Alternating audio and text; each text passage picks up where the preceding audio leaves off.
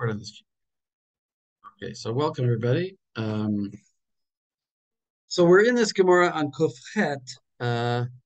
Also, you know, I would say it's a very hard Gemara.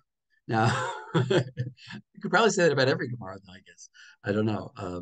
But this one is difficult. There's a lot of Rashi, as you can see, and I think actually we'll probably mostly concentrate on the Rashi because it's hard to learn the Gemara without the Rashi, and he doesn't, and it's not necessarily obvious what the Gemara is saying. So maybe Joel, you'll start since I see you in front of me in your big picture. You want to start with the Mishnah, Tipat Halav? Yeah, exactly. Start with the Mishnah, Tipat Halav. All right. Tipat Halav shenafla al hachaticha.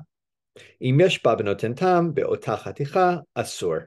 All right, so I'll stop there for the moment, right? You have a drop of milk, it falls on a piece of meat. Where that piece of meat is, who knows at the moment.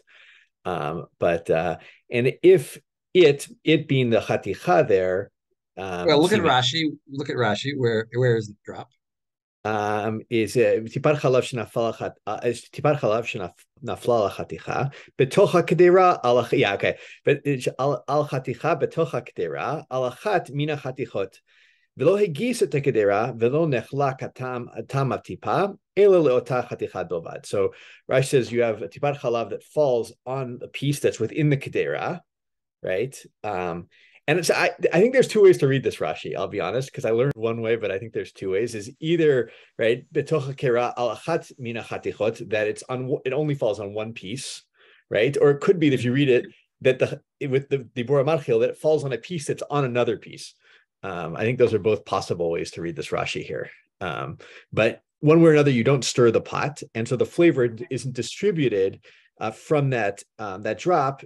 Is only distributed to that one chaticha and not to the others. So the reason I say that it's where that chaticha, the whole thing with you don't think you can read it both ways? I don't think so. I don't think it's. Yeah, I'm curious about that as well. Like, how did you read the second way into the Rashi? Chenafla al chaticha betocha kadera. It fell on a chaticha that's in the pot.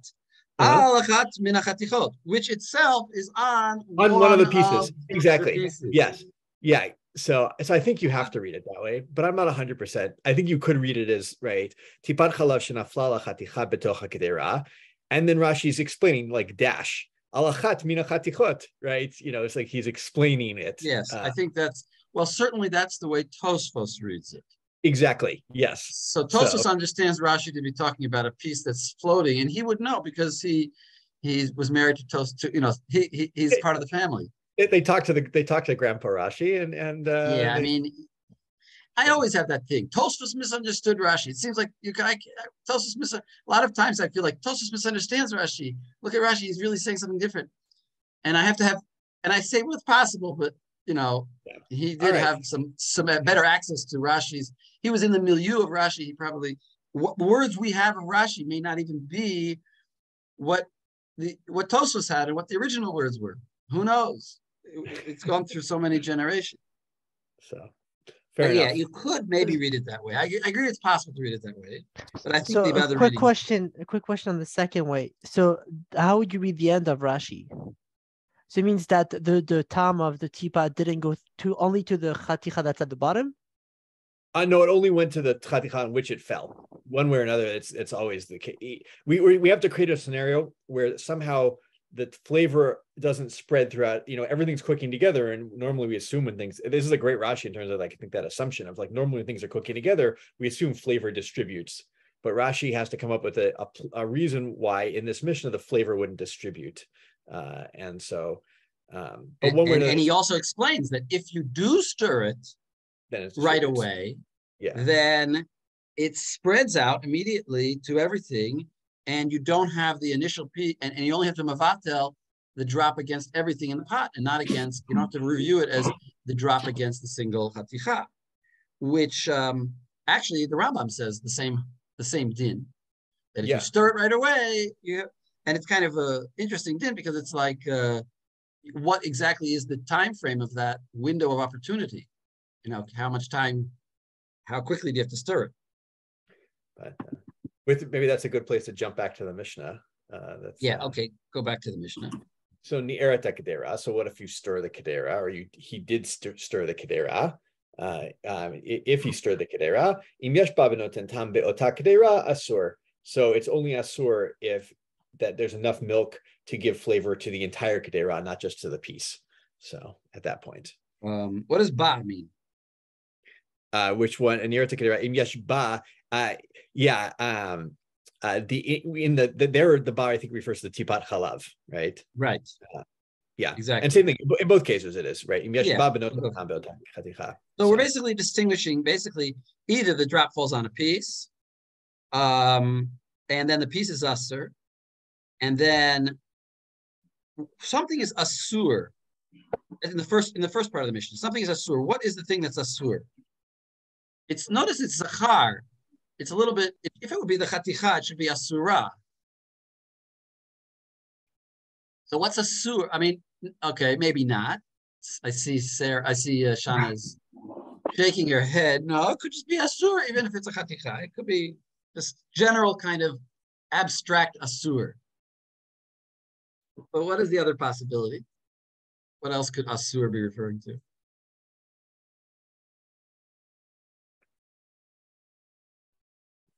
Asur le'echol. Yeah.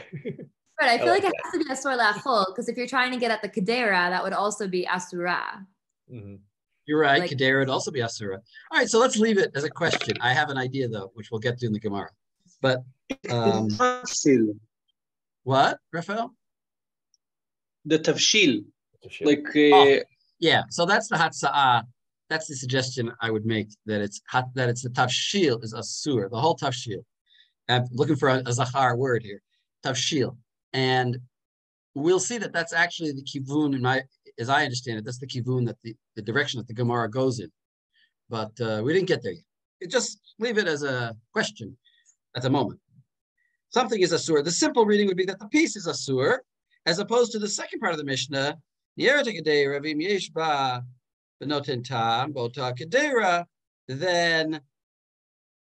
the whole kedera. Then in that case, dafka the kedera. Now the tavshil is asur, because the drop had enough to give flavor to the whole pot. So then the pot is asur. And if, of course, the converse, if it wouldn't have enough, then the pot would be mutar.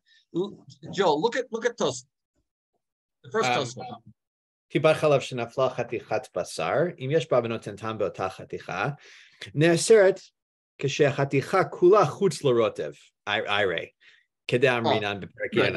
So he writes ne'aseret. The chaticha is ne'aseret, right? But it's only when it's completely out. We're dealing with a case. We're discussing a case when it's completely outside of the sauce, of the juices, whatever those make. We'll see what different takes on rotev here are. Right, it's out of the pot. It's on top of a piece that's in the pot. So therefore, it's like not touching the sauce. And what's the point of that? Right?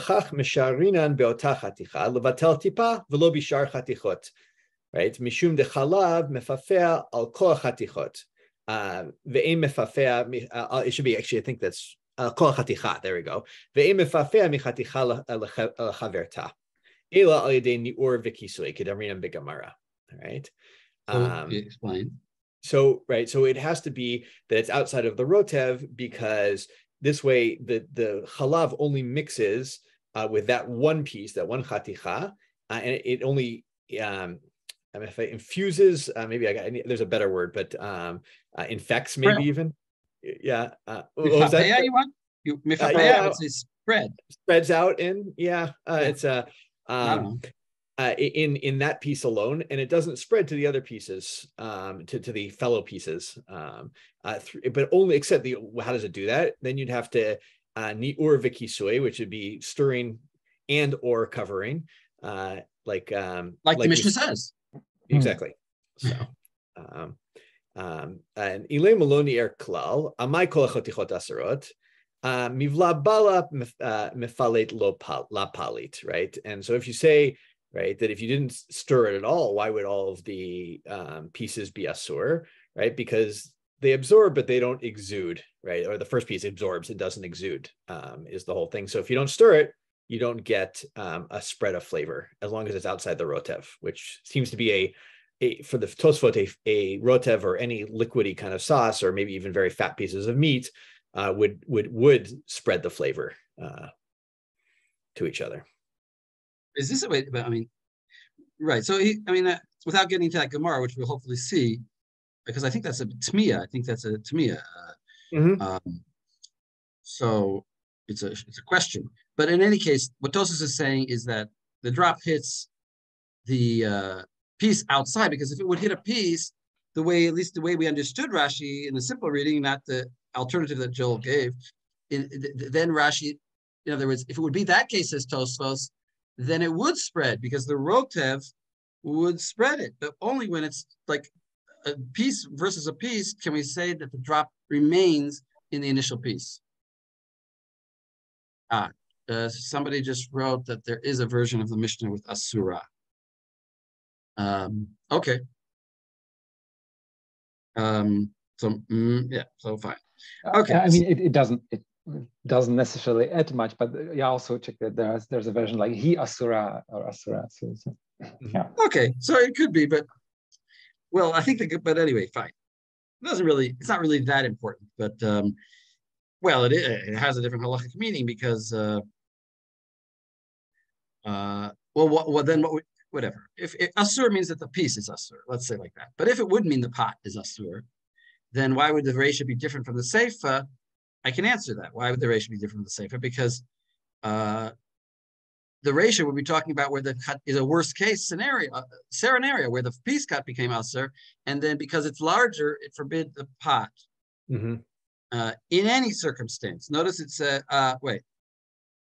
If it gave flavor to that pot, to that piece, then it will usher the pot in any amount, perhaps. But anyway, I'm sort of makdim the mu'char. I'm jumping the gun. All right, so we have our Mishnah, which basically is talking about a drop falling on a piece versus a drop falling on a piece, and then you quickly stirred it. Okay, and if you quickly stirred it, then you only need to mevatel the drop against the whole pot. And if it didn't stir it quickly, then perhaps the piece that it fell on will be usher if it gave no tam to it, if it gave flavor. All right, that's my summary. Can we say a Tosfot at the end is trying to reject your reading of the Gemara? The fact that it says, at the beginning of the Gemara, it says, so you were asking the question whether you say asur and not asura could be a reading where asur means the whole tafshil is asur. And maybe Tosfot at the end saying you can't read it like that, because obviously we know that mivala bala palit low palit. So that reading of the Mishnah is impossible. No. He's not coming to reject my reading. The only thing he comes to reject my reading is the first word in the Tosfos where he says ne'aseret, where he's clearly referring to the piece being forbidden. But then he's going on to say that if the piece would be submerged, then you wouldn't even need to stir the pot. If the piece would be like kind of like a whale in the ocean, that back is sort of coming out of the water to take a breath, and that's our piece of meat that is kind of mostly submerged, but the back of it is out of the water, and the drop hit it, then according to Tosfos, then the drop, it would be as though the drop went into the liquid. It would be as though you wouldn't even need to do niur. Whereas Rashi is saying, no, even in that case, somehow the drop remains inside that piece. Because it hit the piece, it stays in the piece. That's Rashi's opinion. And Tosfos' opinion is no. If that's such a case where it's partially submerged and partially out, and it hits the part of the piece that's out, Rashi says it stays. It just says no. Even in such a case, it'll mix everywhere, and you won't need to do niur. That's the argument. But neither one of them are arguing are different as far. Both of them can explain the Mishnah very easily. Both of them are basically saying the same thing in the Mishnah, that the piece becomes forbidden. Question is, which piece? Is it a piece that's out of the pot entirely, or a piece that's partially out of the pot? I don't think they're addressing my issue of what happens to the rest of the pot. You see, the Mishnah is not talking about according to the simple reading, the Mishnah is not talking about the rest of the things in the pot. It's just saying that piece is asur. And then the rest of the pot, well, we don't know. You mean the Reisha? The Reisha. The rest of the pot is not talking about it. But right, in the near case, then we are talking about the whole pot for sure. But in the first part, we're talking about just the piece, and the status of the rest of the things in the pot is left unsaid until we get to the Gemara. And that's actually the interesting part, actually. All right, so Yavni, maybe you'll read Gemara here. Sure. Amar Abaye, yeah, from Amar Abaye, Ta'amo velo mamasho ba'alma deoraita. Abaye says, taste and not substance is necessarily deoraita. Wait, what does ba'alma mean? What? How are you translating ba'alma? Always. So I wouldn't agree with you. Any other translation? Necessarily is how I translated it. Well, always is kind of right, but I'd like it better. Let's look at Rashi. Look at the first Rashi on the Gemara. אמר אביי טעמו ולא ממשו בעלמא דאורייתא. דאסרינן בכל איסורין שנתנו טעם בהיתר. Stop. Yeah, please. Already he answers my question. But it's like in all cases. In any call case, what we're going to call later. You have something that's asul that is asul giving isul status to a heter. It's from when it gives flavor. Well, yeah. Actually, maybe we should read the whole Rashi, but let me just tell you what I think. That B'kol Isurim is what we would call in halacha b'shar Isurim, in the other Isurim, as opposed to what? Basar b'chalav. Basar b'chalav. In other words, he's Amar Abaye Tamo v'lo mamasho be'alma b'shar Isurim d'oraita. So look at Rashi. So now read the whole Rashi. Again, from the beginning. From the beginning. הדאסרינן בכל איסורים מי שנתנו טעם בהיתר אף על פי שאין אוכל ממש. So, should I translate that again or keep going? What does the word ochel mean? Even though you don't eat the actual substance of the isul. Kagon sileka isul, yeah. Kagon sileka isul. I would say translate ochel almost.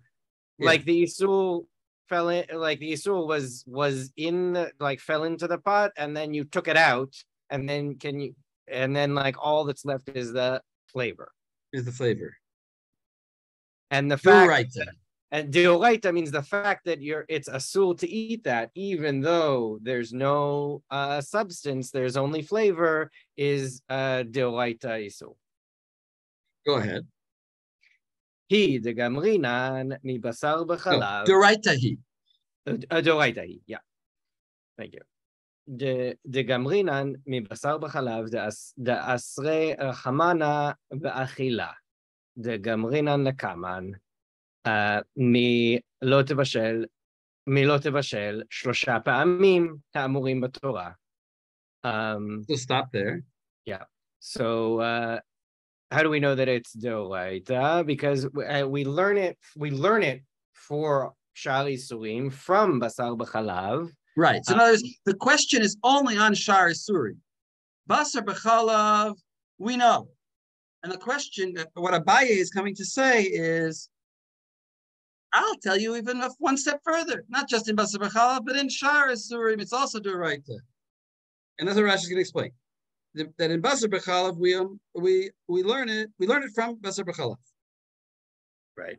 How do we know it from Basar b'chalav? How do we know it in Basar b'chalav? From so I didn't quite understand what the reasoning here is, but it's from the fact that it says lo tevashel gidi b'chalev ilmo 3 times. We learn three isurim achila hanaan bishul, and somehow that means that I think it's the idea is that the idea is that there isn't. Yeah. Well, we're going to see it. we're going to see it right on our page. It's going to be this statement, I think, of Rava.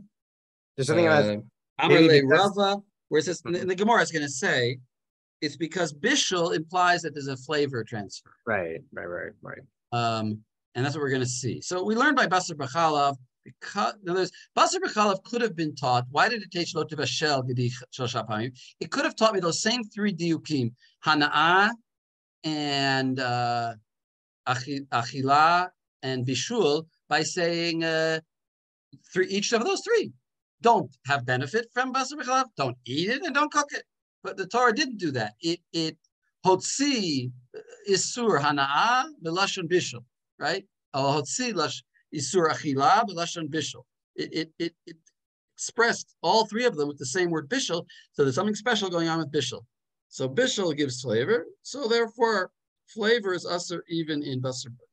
Even flavor is even flavor without mamashut is usher in Basar B'chalav. That's the drasha there. And now go on in Rashi.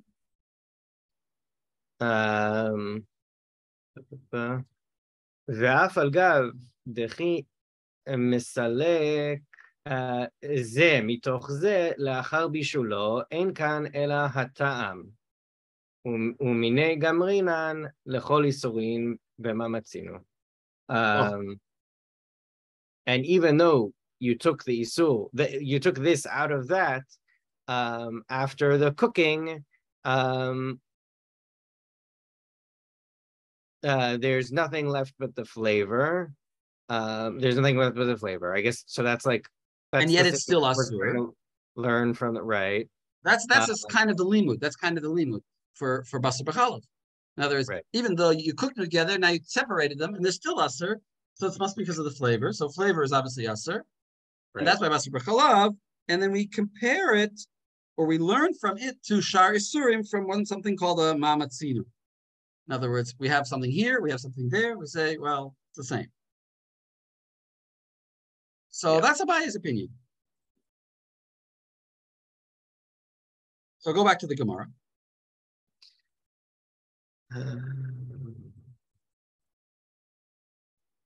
Sorry. תאמו בלא ממשו בעלמא דאורייתא. דאי סילקא דעתך דרבנן מבשר בחלב, מאי טעמא לא גמרינן. Because if you might think that it's actually derabanan for shari surim, why wouldn't you learn it from basar v'chalav? Just like Rashi argued was the way we learned it. And there's a possible answer, dechidushu, because basar v'chalav is different. Ichidushu afal gav deleka noten tam nami. Okay, but if they're different, and I think I'm reading into this what Rashi says, if they're different, then we wouldn't have the fact that it's nitinat tam as a kula for basar b'chalav, because we learned that kula from shari surim, from our case of the zwa b'shela. So wait a second. Let's go slowly on that. Because if it's exactly, you said it exactly right. If it would be a chidush, what does it mean? It's a chidush. It's like some kind of unique thing in the Torah, so we can't compare it to anything else. But we do compare it to something else. Says Rashi. Let's look at the Rashi. My time at Logamrinan. Just read that next Rashi. Hold on. Isel gadatach b'chol shar isurin ta'amod derabanan hi delo gamrinan lehu mibasar b'chalav. If you think that's the salcha daitcha, that you don't learn it for Basar B'chalav. My time at lo gamrinan. Next Rashi. My time at lo gamrinan minei mishum dechidushu deshnehem min heter. So in what way is basar b'chalav a chidush? And it's not like other isur. It's not like other taravot. D'shnehem min heter ze levado v'ze levado, because both of the parties in the mixture, each of them are permitted. V'kshenit arvu ne'esru, and when they mix, they become forbidden. Ve'od sheder bishul ne'esru belo achila hilkach. And moreover, because like even just cooking them together, even if you don't eat them, is forbidden. So it's different. Hilkach lo gamrinan chumra minayu. Therefore, we can't learn. We see that we can't learn a chumra to shari surim from basar b'chalav, because we have another example of a chumra that you're not allowed to cook them together. You are allowed to cook isur with heter. Right. Normally, like we don't normally find an isser of cooking something, just of eating it. And here you have like there's no isser to cook lobster, but here we have an isser to cook it together. So you see, it's obviously chumra. It's kind of weird that Rashi gives two reasons. Let him give one reason. So look at Tosfot, Chidushu, the third Tosfot.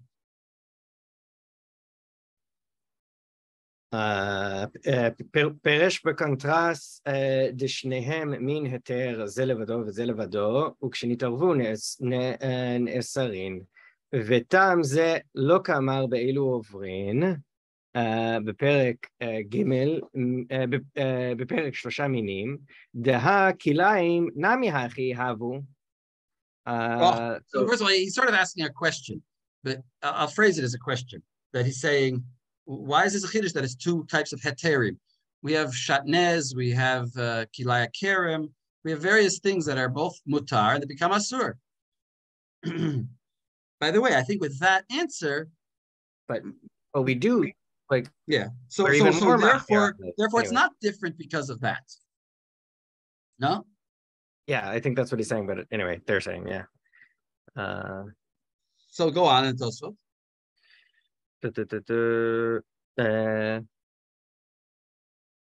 דהה כליים נמי הכי הבו מסיק דהיינו חידושו דאי תרו לי כולי יומא בחלבה שערי אף על גב דנבלה החלב בבשר אף על פי שהוא צונן לפי שהוא צלול והבשר שוהה בתוכו וכי בשיל לאסור. In other words, if it sits the whole day in cold milk, it's mutter or midoraita because you didn't do bishul. Right. But if you cook it for a minute, then it's asur. Even though when it was sitting the whole day in milk, it absorbed flavor of milk. But it wasn't bishul, so it was mutter midoraita. And so they're saying that's the actual chidush of basar v'chalav. That's why it's different from shari surim. Yeah, because the tarovit, kilaya kerem is if there's a tarovit. Here, what Tosfos is going out of his way to say is that there is a tarovit. It sat in the milk all day and it mixed together, but it's not asur. It's only the kind of isser, the kind of tarovit, I should say, the kind of tarovit that comes after being cooked. And that we don't have, like by shatnez. Shatnez doesn't matter how the linen got in the wool. If it's in there, it's asur. It's no the method is not important. It's the substance is being mixed. And here he's saying, basar b'chalav, the substances can be mixed and it can still be mutter.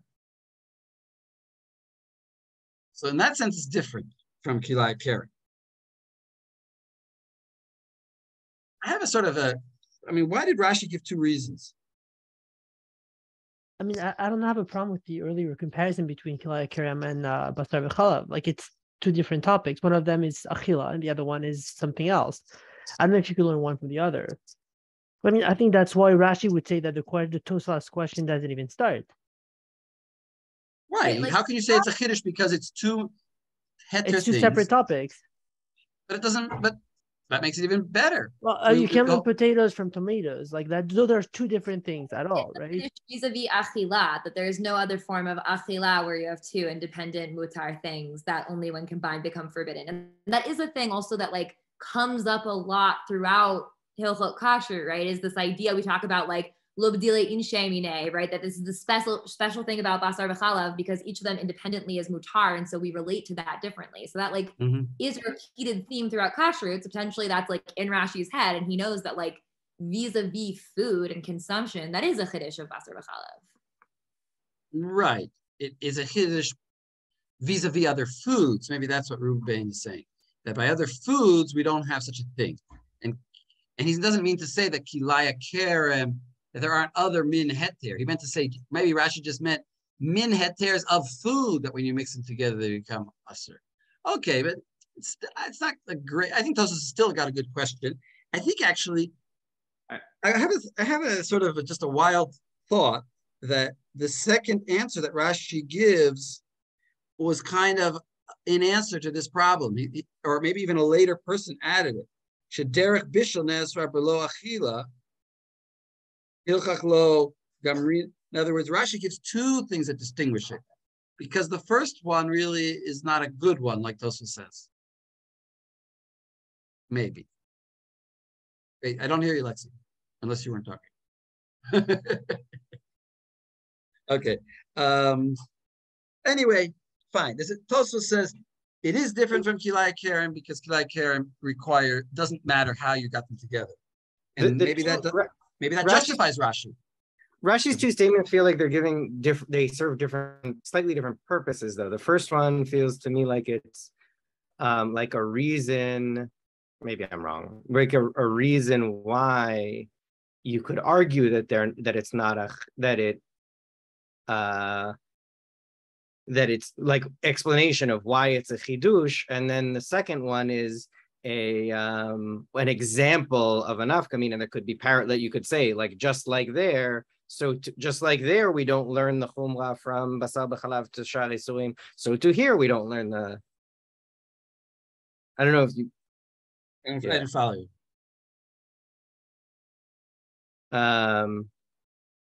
Like the first. Yeah, go ahead. The first one is explaining what is like inherently different about them, which justifies saying it's a chidush, like a reason. And then the second one is like giving an example of where, because we have this chidush, or presumably because we have this chidush, we don't treat them like we have a different.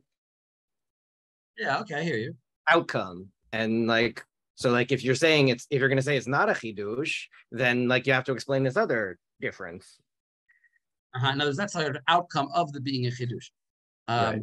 But actually, now that we read the Tosfos, if you go back and look at the Rashi, you can almost see the Tosfos in the Rashi, because Tosfos exactly is saying what Rashi is saying, that it's two min heteres that are asur when mixed together when you did it derech bishul, and derech bishul asra Torah. In other words, maybe wait, Joel wants to say something. Well, I'm going to support you for a second, so hopefully someone else will knock you down.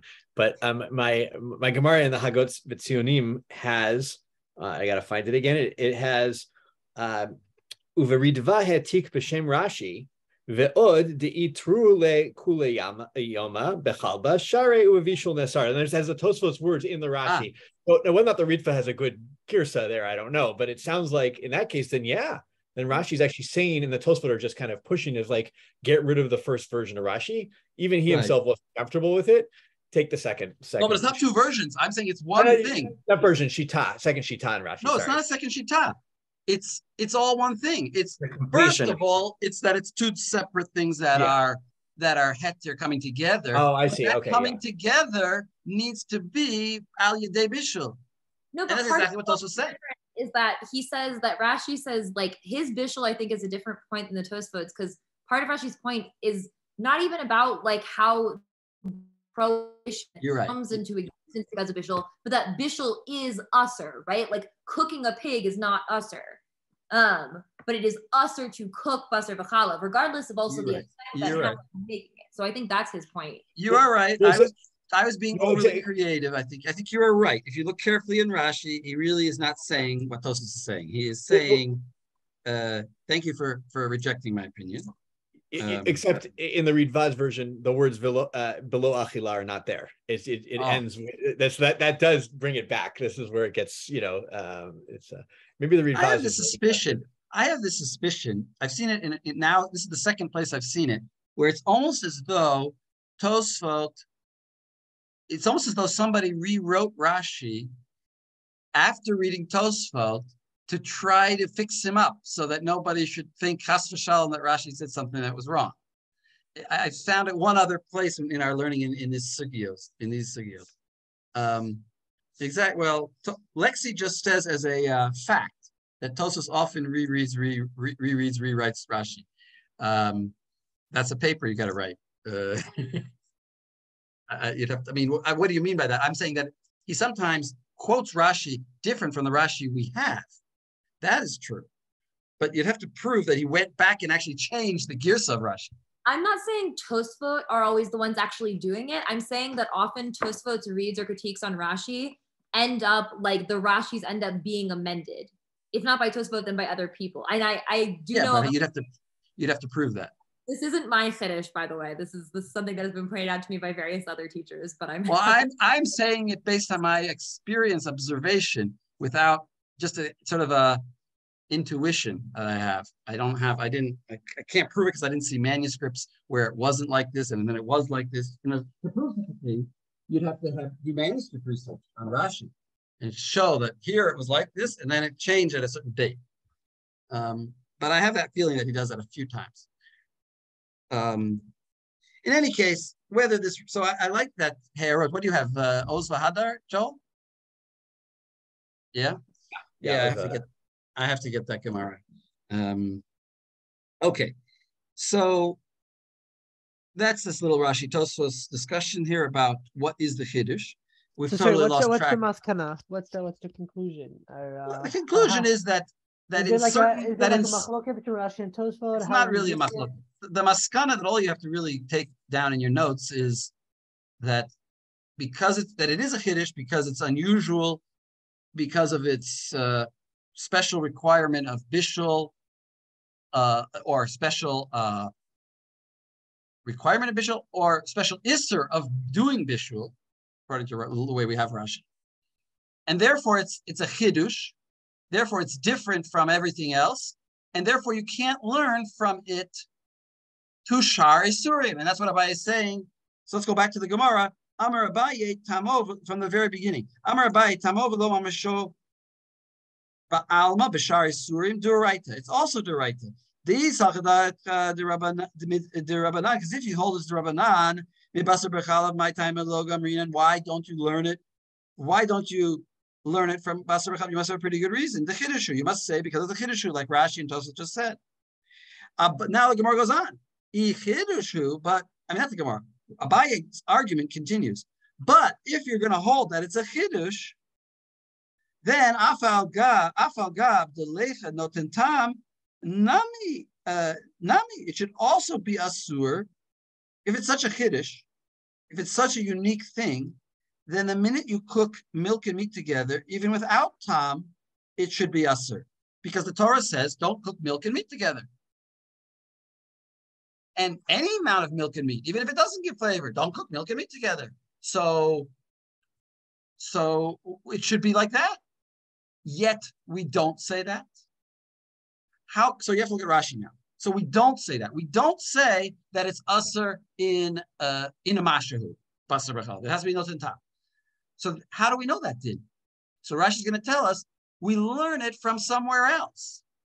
If we're learning it from somewhere else, then you can't call it a chid. You can't call basar b'chalav this unique thing in the world. We're comparing it to something else. It must not be a chiddush. Because if it were a chiddush, we couldn't learn from outside of it to it. It would be unique. And so therefore you can't learn from outside. So if we can learn from outside of it to it, which we do, then we also can learn from it to the outside, to shar isurim. So you have to look at Rashi. So maybe Ruben, you want to read the Rashi? The Rashi is my sister got married on Thursday night, and I've been dragging back and forth between the amount of alcohol and the lack of sleep. My brain is not fully there. So if someone else wants to take it, it'd be great. No problem. Mazal tov. Yeah, mazal tov. Thank you so much. So somebody else wants to read then we should read the next Rashi. Chidushu. We have a brave soul. We have Aaron and Alan fighting for it here. I don't see them. So I don't see you guys. For some reason, I don't see you on my screen. Oh, they're sitting next to Lexi. That's why. But I don't see Lexi either. I don't know something here. Right? Oh, there you guys. So go. One of you choose. I should choose. One of you go.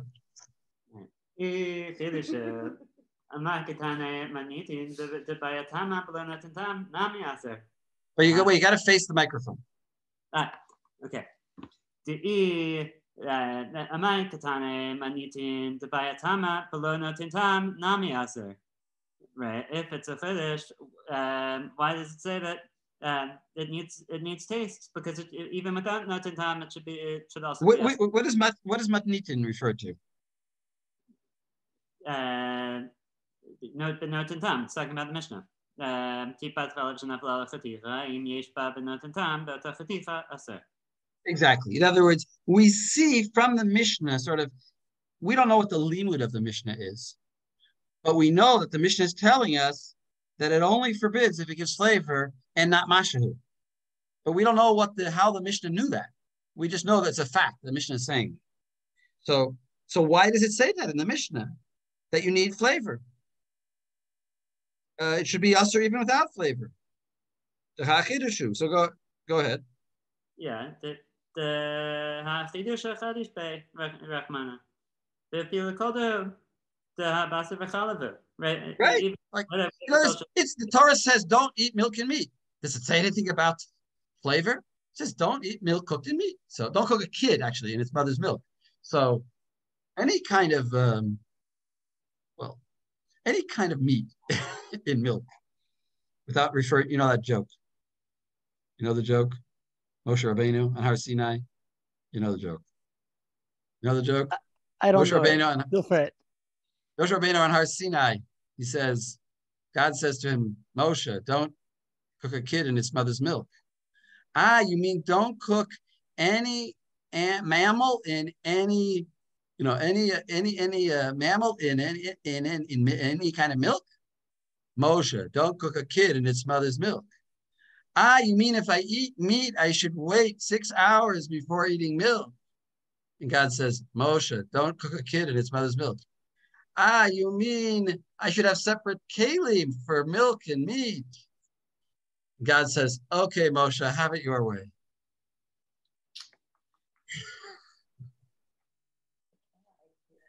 I shall take back the psak halacha and no longer read anything into the 3 times. Yeah. Anyway, so that's the joke, has to be known to you. So Torah says, as according to the rabbis, don't cook any milk in any meat in any milk. Just so let it be any amount. That's what Rashi says. So go on. Ella shmamina lav chidusha the ahachi kapid rachmana dumya de klei hakam demitzare nami mishum klei tarovet. The kevan de lav chidushahu gamrinan le mizra b'shela the mish stare kol kama deleka tama. Oh, so wait a second. So he said the Kilaya Kerem is kind of a confusing little thing he's adding in there. I think he's just saying that actually it is like Kilaya Kerem, and therefore it's not really a Chiddush. That's kind of like a proof that it really isn't a Chiddush. And then once we say it's not a Chiddush, then the last part of the Rashi is important here. Right. We actually derive it from Zera B'Shela, which is permitted so long as there's no taste. Exactly. Now there was the Zera B'Shela taught us the 6 we learned last week. Teaches us the 60 or 2 weeks ago. Teaches us the 60 or the 100. It teaches us a heter. So we learned this heter from Zera B'Shela.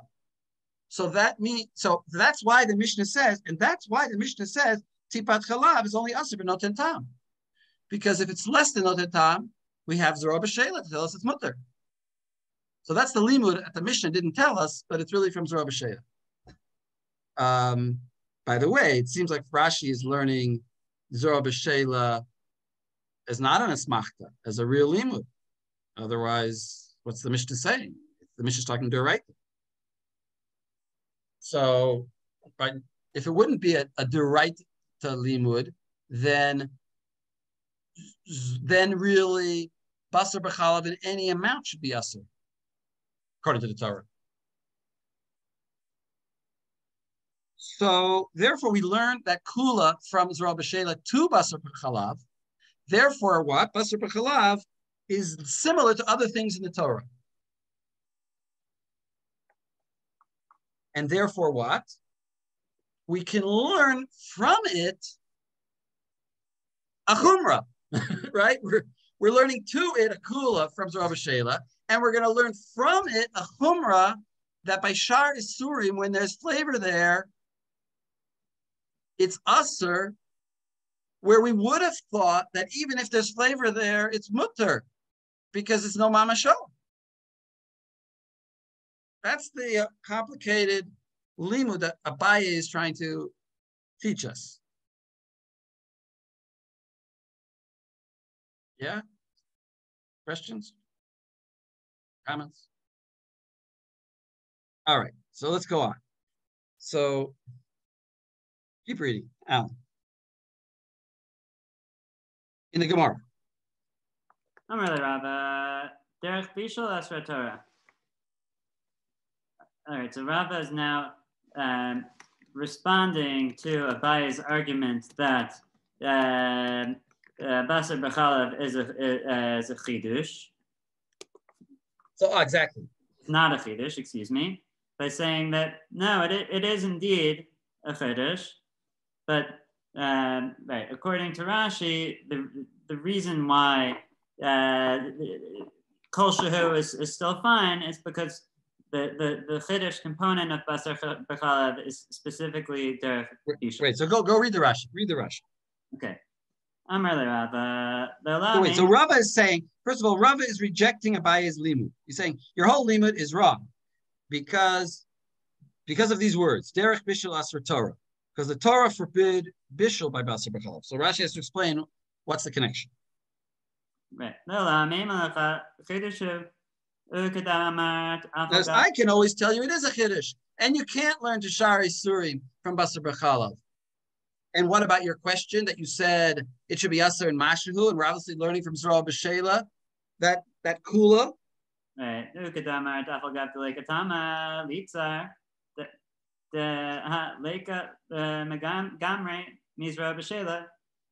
Right. In other words, what we just said in Abaye's argument. Begufe galekra de be'inan tama midalo asrata Torah el derech bishul. Shesar habasar li bashel b'chalav bein ein lecha kagonzo shelo yitan tam. Right. So wait, what does begufe mean? Yeah. Right. So you've got to say that bishul itself or basar b'chalav itself. Not completely clear. I think in the kra, begufe gali kra, in the pasuk itself. No, I don't think so. I read it. Begufe, like you were saying, Alan. I think that the way I read it actually is similar to Lexi, that the pasuk in itself includes the not and tam, right? Because okay, you could say it that way. Maybe I'm being too picky. Begufe, in this, I would say in the subject. In the subject itself of Basar in the B'chalav. subject itself of Basar B'chalav, I can derive the kula. I don't need to go far afield and go to Zorah B'Sheila. Begufe, you could say in the pasuk, but in the subject itself, because then he's about to say the pasuk. But in the subject itself, Kali Kra, in this subject itself, the Torah reveals, or the verse reveals, Deboyin and Tam. Right, from the fact that the Torah does only forbids derech bishul, the meat is forbidden to be cooked in the milk, and you don't have anything Ela like derech this. bishul she'aser basar. In other words, because the Torah only forbid derech bishul. And then you can't have bishul without not and tam, basically. Exactly, and that's the end. And the end is actually the very important point that you should remember. And bishul means, says Rava, that there's a tinatam.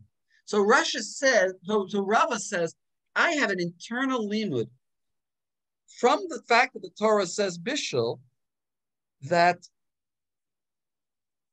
don't cook the kid in its mother's milk, that means giving flavor, and therefore mashahu will not be asur, even though, and that's all internal, and therefore I can still say that Basar B'chalav is sui generis, is its own unique world, and I can't learn to Shar Isurim that tam is asur.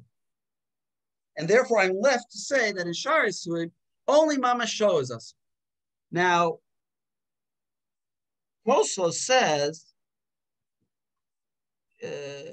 sorry, can you say that again? I think I missed the last part. Last thing you said. All right. So the last thing I said is that since Basar B'Chalav, within itself, within its own internal world, learns out the concept of only when there's a flavor is it going to be asur.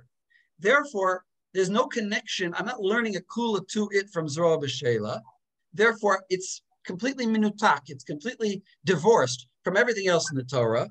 And therefore, I can't learn from it to Shar Isurim, to like blood or any other Isser, that it would be Asur Midoraita in Noten Tam.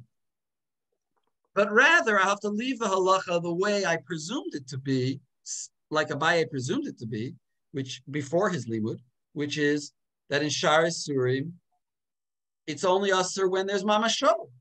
Tam is nothing. You need Mama Sho. Now it comes out according to this that like Rava seems to be saying it's only Asur to eat Shar Isurim when you're eating the mamish thing, but the flavor of Isur, shrimp flavor is not forbidden. Midoraita.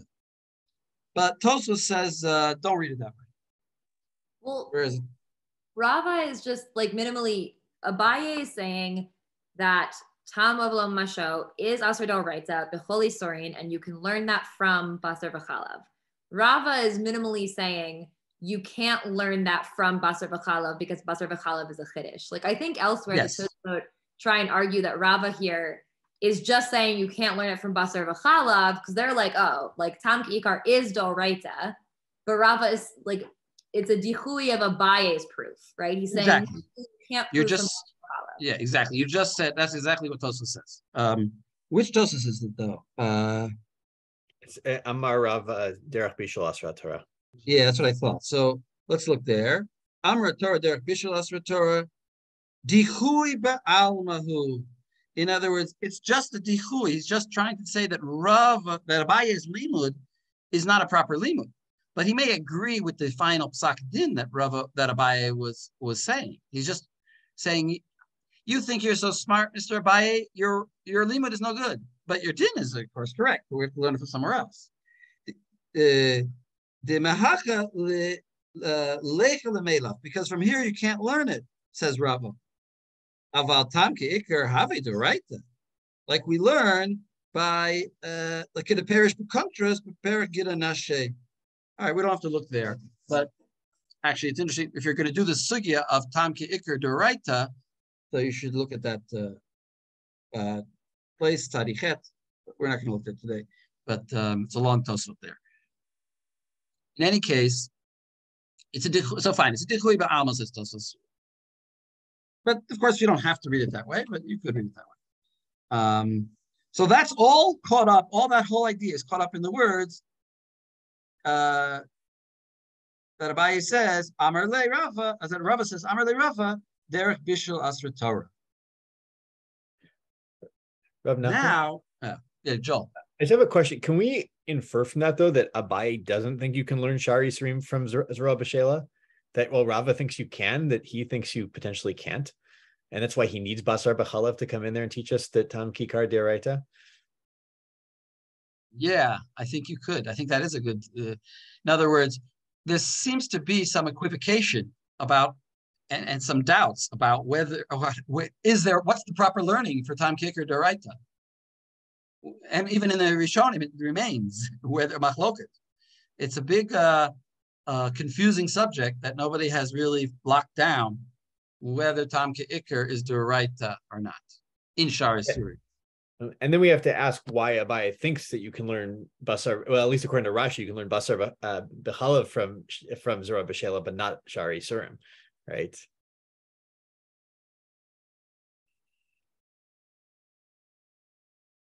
Well, because it's very easy, because it's a kula and a chumrah, like Lexi wrote in the comments. Because if we want to learn from Zroa B'Shela a kula that says only when there's tam is it asur, that's fine. But if we want to learn a chumrah that when there is flavor, even though there's no mamashut, it's aser, which we wouldn't have thought otherwise. Then you can't learn it necessarily from Zorah B'Sheila because it's other way around. To teach it. No, in that sugya it says you can learn a chumrah from a chedesh, but not a kula, right? It's like, do you think that this bittul of you're right, actually. Because it was like doraita, it's batel b'rov, and this is a chumrah that's batel b'shishim u b'meya. Yeah. Okay, you're a good point. So you're saying if we can learn a kula from it, well, you're saying Abaye thinks you can learn what? A kula from it. Basar b'chalav is asur. In it's only asur in shishim, or not shishim, in tam, and not in kolshu. So then certainly we should be able to learn a chumrah from it. Yeah. You're saying then certainly we should be able to learn a chumrah from it that Bashar Surim tam is asur. Right, as in even if this is a chiddush, the Gemara could have presented the same thing it did in the Zorah B'Sheila sugya, where it says, okay, fine, so what if it is a chiddush? This would be a chumrah that we're learning that tam right. But you see, but there's a fundamental problem with all of this, because if tam ki'ikr, let's say, doesn't exist, it's not in the Shari Surim, there's no such thing as tam ki'ikr, then obviously the Zorah B'Sheila is mutter, because there's no mamashut, it's just tam ki'ikr is mutter. So you can't learn from Zorah B'Sheila that tam ki'ikr. You can't learn a chumrah that tam ki'ikr is derived from this, because if anything, all that Zorah B'Sheila proves is that when there's no tam, it's mutter. The assumption in that Gemara was that tam ki'ikr is derived. But you can't prove that from that assumption. The assumption over there was that tam ki'ikr is derived. How come this is mutter? And then we said, because we learned a kula here. But you can't learn from the mikra if you just take a step back and say, what does the Torah say? The Torah is saying you cook these two things together and you separate them, you can eat them. So how could I possibly learn from that story that if there's flavor there, I can't eat it? But if there's no flavor, if tam ki'ikr is d'Rabbanan only and is right, it doesn't exist, then obviously this is mutter, and then there's no kasha in the story. The Torah makes perfect sense. So I don't think you can learn tam ki'ikr d'oraita from that story. I don't see how you can from that analysis. Because I could imagine a world where tam ki'ikr doesn't exist, and then that story makes perfect sense. It doesn't prove me out. It doesn't contradict anything or any of my theories. Okay, we're going slow, but let's take a break here because we're about to come up with an interesting topic now of this Rav. So let's take a break for a few minutes, and we'll come back. So what time do you want us to come back? 10:07. Welcome back. We're in the middle of this Gemara here, and there was this, according to Tosfos, a dichui ba'alma against Abaye's limud, and we're left that Basar b'Chalav may in fact be a chiddush, and we can't learn from it to Shari Suri that tam ki'ikr is direct, or that tamo v'lo mamasho is us. So that's where we are. Now we have a statement by Rav, and this is the same Rav that we spent a lot of time on last week, trying to figure out who and what he was talking about, to whom he was, about what he was talking. We said in the last time we said, he stood up an Amora and Darash. He stood up a Tana and Darash. He set up his loudspeaker and he made this drasha. And Ki'ilu, it was against Rabbi Bar Chana. But now we have that same Rab without that connection. So somebody want to read?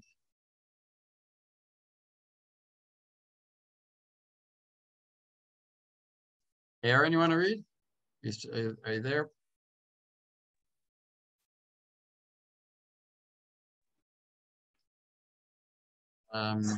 Actually, Sarah, maybe you want to read? Sure, it looked like Ilana was also trying to volunteer, so I don't. I didn't see Ilana. I don't want to use her spot if she. Fine, Ilana, go ahead. Either way, all right, I'll try. Okay.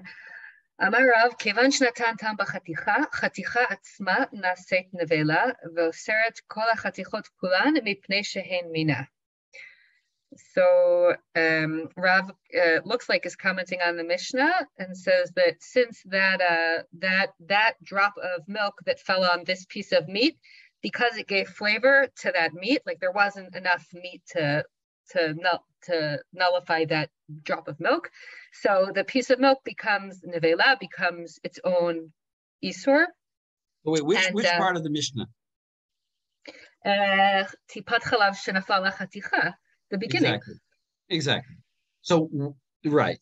Kevan shenatan tam b'chaticha, ticha atzman say nevela, and then what's the last word? V'oseret. Okay, so that chaticha, which has the tipa of chalav on it, renders all the other chatichot in that ktera, even without mixing. Like the first part of the Mishnah, renders all those parts asur, because that chaticha vis-a-vis the other chatichot is min b'mina, and following Rabbi Yehuda, it's never batel. And then what's the status of the whole food? Presumably asur. Right. So that's what I was saying, that you could read the asur in the Mishnah, according to Rav at least, as the tavshil. Mm-hmm. That's what I was saying. That Rav at least would read the Mishnah, the asur being the tavshil. In other words, once it's asur the piece, then the piece is asur the other pieces because they're the same min, and then the whole pot is asur because we've got all these pieces in it that are all asur. Reuven, you have a question? Yeah, I have a kind of a hard time with Rav. Isn't he going against the Mishnah that we looked at last week on Tzadik Vav Amud Bet? So we're talking about a situation Chena Makiro? Is that what's happening, or is just making a blanket statement? Whether you know what Chatichat is or whether you don't know, it doesn't matter. Everything is Asur. Well, which Mishnah are you talking about? Tzadik Vav? The Tzadik Vav Amud Bet. וכן חתיכה שנבלה וכן חתיכה שדק, טמא שנבשלו עם החתיכות בזמן שמכירו בנותן טעם. כן חתיכה של דק, וכן שנתבשל עם חתיכות בזמן שמכירן ונותן טעם ואם לאו, but this is talking about min be'eno mino. Or, well, that's not. Or it's nevela with min be'mino, בזמן שמכירן ונותן טעם, ואם לאו, כולן אסורות, והרוטה ונותן טעם. Disagreeing with the Mishnah because the Mishnah could be going like the Rabbanan who think that min b'mino is batel, and he goes like Rabbi Yehuda who thinks min b'mino ain't no batel. Right, they could also be aware. Right. Rav is certainly explaining according to Rav Yehuda that our Mishnah is saying min b'mino is to always batel. But if we go back to this way, let's look at that Mishnah again. Again, let me look at that Mishnah again.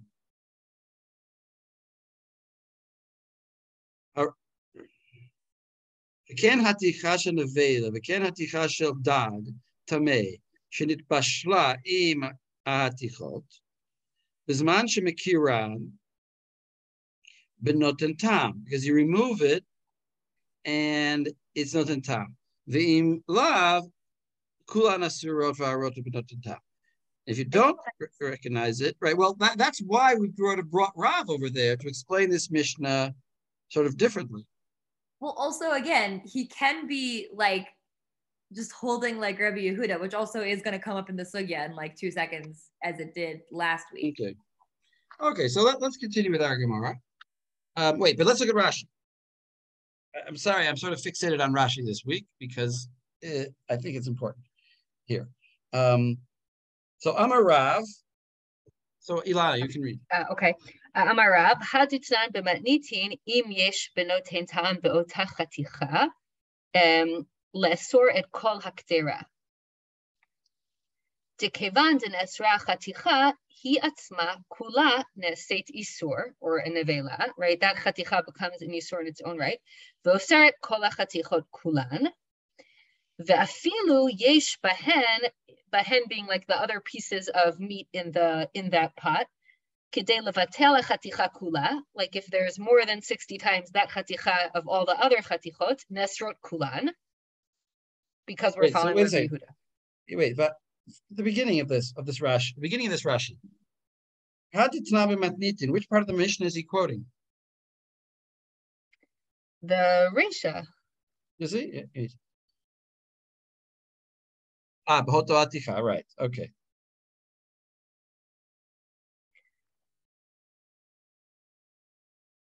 Really? Well, wait a second.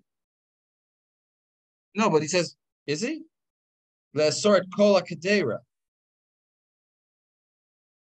First of all, there's some corrections here. Haditnan b'matnitin im yesh benotin tam b'oto haticha asur. That's like the last part is his explanation of what Rav is saying, which was your explanation of the Mishnah. Exactly. That part, the beginning, like you said, the Reisha, where it says asur, he came le'asor et kol ha'kedera. He came to forbid the whole kedera. Ka'amar. So he said. So he says the correction.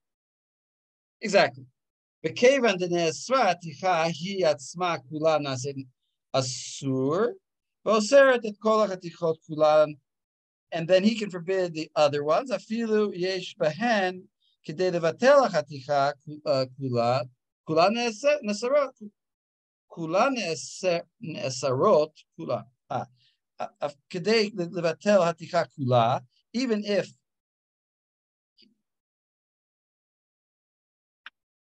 if there are enough pieces to mevatel that single piece that became asur, there's 60 other pieces against this one piece, or 60 times the amount. Anyway, nesarot kulan, they're all forbidden because they're mina, because of the same type. Sorry for rereading that. It looks like Nachum. It looks like that. I look at the Tosefta and it looks like that you're reading. It seems to me that it seems to be correct with asur as the whole food, because the Tosefta goes like Tipat Halav shenafla lechaticha. Rabbi Yehuda omer im yesh ben noten ta'am be'ota chaticha v'chachamim omrim be'ota hagdera. But it looks like that it relates to the same idea that the whole thing would be forbidden. Referring to the kedera versus, in other words, right? I understand what you're saying. Yeah. Thank you. Yes. Sorry, per that reading, what would be the point of the Seifa then? Wouldn't that be obvious? Like, if you read the Mishnah like this, the Seifa become kind of irrelevant. Like, why does it matter? Why does it matter whether you like? No, because maybe if you mix the drop in right away, then none of the pieces ever became usher, and then you don't have min b'mino. You have min b'sheino mino, and then it is batel. The basic, like the starting principle of the Mishnah, the starting scenario is tipat chalav shenafla l'chaticha. So that's a given. That's never. But if you stir it, if you stir it, so then it's already a sur. Why do you need to bring in the? No, it's not already a sur. That's the whole kiddush. The entire pot. The whole point of the Mishnah is that if it falls on just the one piece, then it can go there the rest of the pot because of that piece becoming aser, right? Whereas if you stir it immediately, then it's the entire pot against the tipa of chalav. That's the Mishnah. Right, exactly. Even if it fell on, it's like the 5-second rule, yes. Even if it fell on a piece, but you stirred it right away, we imagine that it didn't fall on the piece. We imagine it fell into the whole pot. It's like, imagine that you had a blender spinning the whole pot and then a drop fell in. It's called mixing into the whole pot. We don't start analyzing which piece it fell on. I mean, how do you read that in the Mishnah? Like, it doesn't say anything about stirring it right away. You're just like, it does. Well, so I think Rashi says miyad. Gisba miyad, Rashi says. Yeah, that makes sense. Okay. In other words, we're doing it. It's like in a state of being mixed, even though it's maybe not exactly at the same time. But you started a second later or 5 seconds later. But you wouldn't give it any time for the chaticha to absorb it, right? Like that. Exactly. We sort of view it as it fell into the mixture because it's being stirred or because it's being covered even. Okay, so that's exactly so Rav. I think that the Rav does make sense on this Mishnah, whereas I didn't think it made so much sense on the previous Mishnah. Here, I think the Rav statement does make sense. without going into it exactly why. How quick does it need to be? It needs to be quick. Okay, I don't know how quick it needs to be. Mipnei shehen mina. So Ilana, read that now. Amarle? No, the Rashi, Mipnei shehen mina. Oh, sorry. Okay. Mipnei shehen mina, v'Rav savar le Rabbi Yehuda de Amar min b'mino la batel. So as we saw, Rav is following the Shita of Rabbi Yehuda that if min b'mino is never batel, which is why no matter how much other meat you have, that one piece of meat that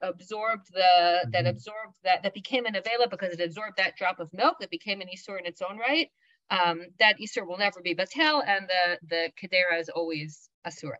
Right. Excellent. So go back to the Gemara. Okay. Amarle Marzutra from there? Yeah. Yeah. Amarle Marzutre bered Rav Mari Leravina. Okay, so this is much later, right? Because Rav is like first generation Amora, and this is like the end of the Amoraim. Okay, right. So reflecting on Rav, analyzing Rav, right? They're trying to figure out who does Rav hold like. Mikte Rav Keman Amar Lishmate. So who does Rav hold like with his halacha? Rabbi Yehuda Damar min b'mino labatel. Okay, so this Rashi already predicted, right? That that Rav must hold like Rabbi Yehuda. That's why this chaticha, that became a nevela, renders the whole pot asur. Lema pliga aderava de Amar Rava. So it seems like Rav must disagree with Rava. Okay, de Amar Rava. Kasavar Rabbi Yehuda. So Rava has a different way of understanding Rabbi Yehuda, I think. We saw this before. Kol shehu min umino v'davar acher saleket mino kemi she'eno v'she'eno mino rabe alav umevatlo. So we saw this, I think, in the last class, that if you have an isur in its own type, it's min b'mino, but there's something else in the pot that's not mino also, that's she'eno mino, then you disregard the other stuff in the pot that is of the same type, and you see if the stuff that's not of the same type, that's enomino, is if there's enough of that to be mevatel the isur. Exactly. Perfect. And Rav does not hold that way, because he claims that Rav does not hold like Rava, because he holds that this is never batel, and if he held like Rava, then he would hold it such a mixture. So that's in such a mixture, it could be batel because we would disregard all those other chatichot. And what would be our cause of bitul? What would give us an ability to mevatel? If we don't have the pieces. I guess the rotev. Exactly, the rotev. So look at Rashi. Everything else in the pot. Yeah. Exactly. So lema pligi. So this lema pligi, you explained it very nicely, but it's sort of not obvious from reading the Gemara that's arguing on Rav. Like you'd have to. So Rashi's you're gonna have to spell it out here in Rashi. So look at Rashi. Okay. Lema pligi adarava de amar beparagid hanasheh Hullin kuf, which we saw. Kasavar Rabbi Yehuda. Kol min. Oh, this was Rava's reading of Rabbi Yehuda. Kol min umino vidavar acher. She'im mino. Right. Vidavar acher she'im mino. They're together. Oh, along with it. Okay. Klomar min de isur shenitarev im mino uchshe'eno mino de heter salek et mino de heter kemi she'eno mo'il la levatlo leisur. Right, the stuff that's like it is not going to do any work of bitul. Okay. There should be another she'eno. Kemi she'eno. You get rid of it like it's not there. She'eno mo'il. Okay. It's a double she'eno. Kemi she'eno mo'il lo levatlo leisur. Demin b'mino lo batel. Right. Because it's min b'mino doesn't help us, so we ignore the mino. Mm-hmm. It's exactly what you said. V'lo tosefu nosaf alav liyot shnehem iser. It also doesn't add to the iser. In other words, we'll pretend it's not there. It's not going to make our life better. Not going to make our life worse. Mm-hmm. V'lo yuchal min ha'acher lerabot alav ulevatlo. Ella salkehu ki'ilu enokan. So get rid of the mino stuff as if it's not there, because it's not going to help us with the bitul. V'yarbe she'eno mino al heter. Wait. V'yarbe she'eno mino shel heter al ha'isur v'yevatlenu. Okay, exactly. So it's only the rotev or the eno mino that the quantity of it can be if there's enough of it, it can be mevatel the isur. Exactly.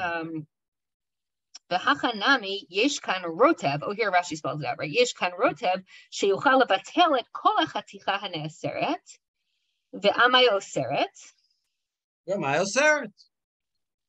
In other words, why did Rav say it's always usher? So maybe the pieces are always usher, but the tafshil may be mutar because there might be. Assuming there's enough rotev. Assuming there's enough rotev, actually the pieces would then be mutar also, because once the pieces are irrelevant. The pieces will as long as there's enough to mevata the eno mino to mevata the tam of the iser piece. So the tam of the iser piece is now batel. So then all the pieces are getting batel tam in them, and they're mutter. Actually, they would be mutter. So v'amay oseret. And why does he forbid it? Why does the piece literally forbid it? That's why it's a nekeva. Right. So Rav can only forbid it if he doesn't hold by Rav's interpretation of Rabbi Yehuda. No, Rav can only forbid it if he doesn't hold like. Yeah, he can only forbid it if he doesn't hold like Rav. So now he's going to answer. Go back to the Gemara.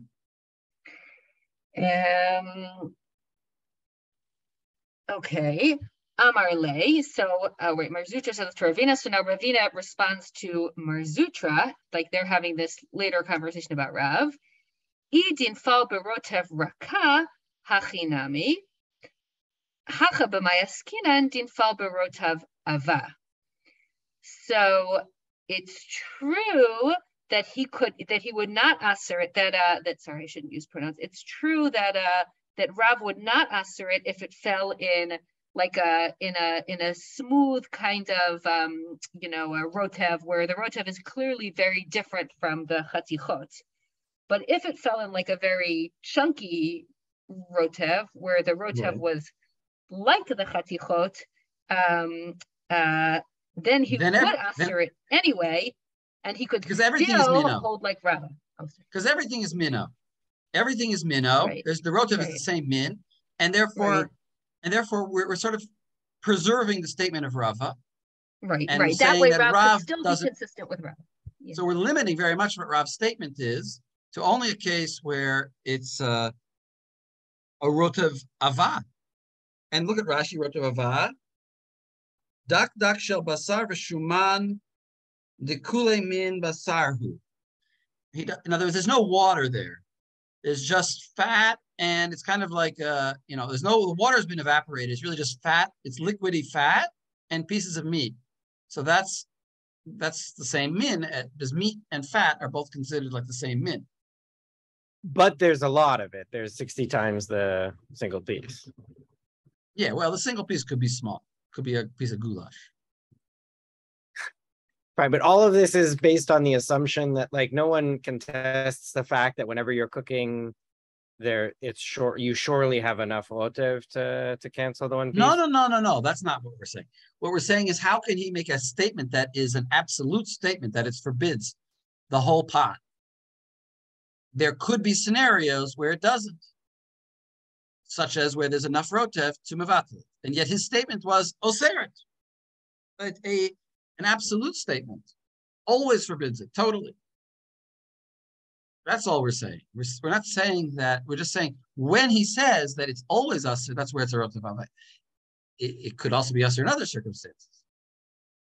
If there's not enough rotev, if there's for example a rotev, a thin rotev, but there's not enough of it, but he wasn't talking about that, because then he would have said depends on how much rotev you have. But since he said it doesn't matter how much rotev you have, must be talking about a case where the rotev is also minnow. Sorry, so is that a reinterpretation of Rava's statement? Which means I would say it of Rava's statement. No, I would say it's a reinterpretation of Rav. No, I mean Rava interprets Rabbi Yehuda in a certain way, right? I don't know about that. I don't know what Rava says. Hold on a second. Rav. Sorry, Damar Mino. Oh yeah, Rava says Rava interprets him to say that even though Rava's statement is like this, that Rav Yehuda, even though he says Mino is Asur, there's still a little window of opportunity in there where if it's Mino and Eno Mino, then you can ignore the Mino. So we thought that Rav Yehuda is such a big chumrah, but Rava says, there's actually a kula inside of it. And Rav, we were wondering if Rav agrees or doesn't agree with this statement of Rava, and we're saying he probably does agree with it. And his statement to the contrary wasn't really to the contrary. Okay, so Rabba's windows of opportunity only applies when there's like a thin sauce. However, when there's a thick sauce, even if it's like could be considered potentially like. Well, Rabba was talking about min ve'eno mino, and he presumably agrees that Rabba presumably agrees that thick sauce is mino and thin sauce is eno mino. So we're not really changing what we thought about Rabba. I think we're really changing what we thought about Rav. We're fitting Rav to this statement of Rav, which we want to preserve. That's what I think. Rav seemed to say it's always usher, and Rav says it's not always usher. So now we're saying, yeah, actually Rav agrees it's not always usher. It's only usher. It's only always usher when it's a thick sauce. Right, so we're basically redefining what big merino means, right? We always thought that rotev, no matter what the kind of rotev was, it always means the sheno mino. Yeah. In this case, we're just like giving like a further separation or further. Yes, that's true. We're giving us some new knowledge or some new theory about eno mino, that rotev could be actually mino if it's very thick. Rav Nachum? Yeah. I also think that this whole sugya gives us another thing, which I could have said it's a new thing when you have basar b'chalav mixed together. It's no longer mino, right? And this whole sugya say, no, it's mino, right? Even though you could say it's no longer a piece of meat, it's a piece of meat and milk, right? Right. Right, because we're considering that the halav is like not there. It's not mamasho really anymore. It's just like, it's almost like a, what do you say in chemistry? Like an agent that doesn't dissolve, but what is it called? In the bit that we're about to do, the Tosfot do end up saying that the halav that has absorbed meaty flavor and is expelled is in fact not mino with the rest of the halav. So it's actually interesting that we say it one way and not the other. Oh wait, you're talking about the next side of the page? Correct. That's in the that we have not gotten to yet, but in the Tosfot. I'm not. Yeah. Well, let's look there before. Let's agree on what that's saying over there. Wait. So let's hurry up. All right. So, yeah, I think that's an interesting question. I want to analyze it because I don't know. I'm not sure exactly what you mean, but I want to get there. Let's go quickly. So now we're going on. So now we just said that nafal berotev ava. So we are coordinating these two opinions of Rava and Rav. Now we say my kasavar. So who's my kasavar? My kasavar Rav, says Rashi. What does Rav hold in the din of Efshar the Sochto? What does he hold in the din of Efshar the Sochto? Efshar the Sochto, well, we're going to see what it is. Actually, let's look at Tosfos for a second. Sorry, I just want to, maybe I'll get back to you, Ilana. I want to read a little bit. Efshar the Sochto, Tosfot. Efshar the Sochto mutter. What does that mean? Perush diavad. If the isser was squeezed, v'nit batel muteret. In other words, it was, let's say, cooked in a pot of water, and the isser came out of the basar into the water. Gama chaticha shekvar ne'esret. He also becomes mutter. Aval lechatchila ein mevatlin iser could perish b'kudros. But you can't do this intentionally. So in other words, if you would have a piece of meat that absorbed blood, and then you drop the meat by mistake into a pot of 60 times its volume of water, now the blood will go out of the meat into the water, be batel, and not only will the water be permitted, but the piece itself will be permitted. That is what Efshar Sochto mutter means. Efshar Sochto Aser, conversely, would mean that even in such a case, the piece remains forbidden. So now let's go back to the Gemara. Umay kasavar Rav. I kasavar efshar l'sochto mutter haticha amay nase nevela. Ela kasavar efshar l'sochto aser. So let's look. So there's a bunch of Rashis here. So the first Rashi, my kasavar Rav. What did Rav think? My kasavar Rav. Be'efshar l'sochto be'isser shenivla beheter. In our case, where some kind of isser, notice he's talking about shar isurim. Be'isser shenivla beheter. Benatan botam, and he put flavor into it. Va'asaro, and it forbid it. V'chazaru bishel heter. And now you took this thing that was formerly a heter, which has absorbed some isser, and you cooked it. Ubishel heter hazeh im heter acher. She'efshar ha'isser ha'nivla b'zeh. So the isser that was absorbed in the first piece, l'sachet mimenu, can get squeezed out. V'lechalek beheter acharon, and it'll mix up with all the other heter. Ve'ein bo kishiur le'asor ta'acharon, that, and it doesn't have, and there's not enough isser to forbid the other pieces. In other words, there is enough of the heter to mevatel it. Ikasavar hutargama rishon. Does he hold that the first piece goes back and becomes mutar b'pnei sheniflat the isser mimenu v'lechat, because the isser went out of it. V'lechatchila hu the asur the ein mevatlin isser lechatchila. That when we say it's asur permanently, we mean al pi halacha you shouldn't do this. But if you went and did this, then it's really not permanently asur. It can become mutar. Umihu diviavad shari le'echol afarisha. It would be even permitted to eat the first one because we're not. So he says, if Rav holds like that, amai chatichat naseh nevela. Why does he say in our? Now this gets where it's complicated because he was talking about efshar l'sochto in shar isuri. Now he's jumping back to basar b'chal and he says, amai chaticha shelanu. Why is our chaticha naseh nevela when the tipat halav falls on it? Ha efshar hi l'sachet mimenu. It shouldn't really be called a nevela. It could be squeezed out and become mutter again. Right? It'll go. The milk will go into the other pieces and be batel. Ve'ein lanu le'esor ad shiten hachalav. This is how I'm knowing that he's talking about our case because now he uses the word chalav. Ad shiten hachalav tam bekulam. It would have to be enough milk to forbid all the other pieces. And yet Rav said what? The haticha becomes aser, and then he asers the other pieces because they're the same type. Well, why is that? Why did it aser the other pieces? Maybe efshar l'sochto is mutter. V'leicha l'meimar efshar l'sochto mizeh umivla bezeh, and you can't say maybe it's squeezed out of one and goes into the neighboring one. Maybe okay, it did squeeze out, but it went from one to the other, and then the other one would become aser, some other neighboring one. Shari kulan shavim, they're all really equal. Betamo ve'ezi tatir ve'ezi tiser. Which one are you going to choose to be the aser one? You can't have any way of choosing. So therefore, we're going to say they're all shavim, and therefore it went in everywhere. And therefore, why did Rav say that once the piece is aser, it forbids all the other pieces? It could be that the milk will go out again.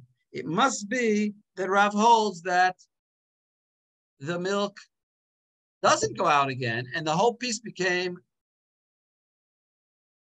hatichat isur, and the whole piece became forbidden, and therefore. But my problem is they're two different cases.